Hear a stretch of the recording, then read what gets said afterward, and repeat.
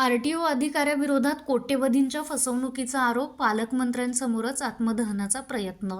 नोकरी असो वा लग्न, चष्म्याची अडचण आता होऊ देऊ नका. नंदादीप नेत्रालयात या आणि तुमच्या चष्म्यापासून मिळवा कायमची मुक्ती. कारण आता चष्मा घालवण्याची लासिक शस्त्रक्रिया फक्त 32,999 रुपयात. शिवाय 5,000 रुपयांपर्यंतचे लासिक स्क्रीनिंग अगदी मोफत. ऑफर मर्यादित कालावधीसाठी. तर वाट कसली बघताय? आजच कॉल करा 92,2000-1000. नंदादीप नेत्रालय, न्यू शाहूपुरी, कोल्हापूर. दृष्टी म्हणजे नंदादीप. स्वातंत्र्य दिनाच्या पवित्र दिवशीच कोल्हापूर जिल्हाधिकारी कार्यालयासमोर एक धक्कादायक आणि थरारक प्रकार घडलाय. उपप्रादेशिक परिवहन अधिकारी प्रशांत साळी यांनी कोट्यवधी रुपयांची फसवणूक केल्याचा आरोप करत एका पीडित तरुणाने थेट पालकमंत्र्यांसमोरच आता आत्मदहनाचा प्रयत्न केला.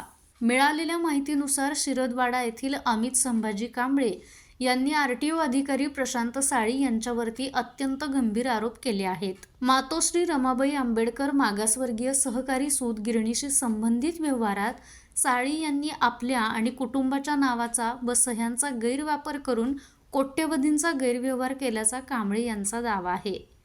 या प्रकरणी अमित कांबळे यांनी मुख्यमंत्री देवेंद्र फडणवीस, जिल्हाधिकारी, पोलीस अधीक्षक तसेच केंद्रीय सहकार मंत्रालयाकडे वारंवार कागदपत्रांसह तक्रारी दाखल केल्या होत्या. मात्र प्रशासनाकडून कोणतीही कारवाई न झाल्याने कांबळे यांनी 15 ऑगस्ट रोजी ध्वजारोहण सोहळा सुरू असतानाच हे टोकाचं पाऊल उचललं. स्वातंत्र्य दिनाच्या दिवशीच घडलेल्या या घटनेमुळे संपूर्ण कोल्हापूर जिल्ह्यात एकच खळबळ उडाली असून आता तरी या प्रकरणी आरटीओ अधिकारी प्रशांत साळी यांच्यावरती कारवाई होणार का, याकडे सर्वांचं लक्ष लागलंय. माझा महाराष्ट्र न्यूज, कोल्हापूर. ताज्या घडामोडी पाहण्यासाठी माझा महाराष्ट्र न्यूजला आजच सबस्क्राईब करा.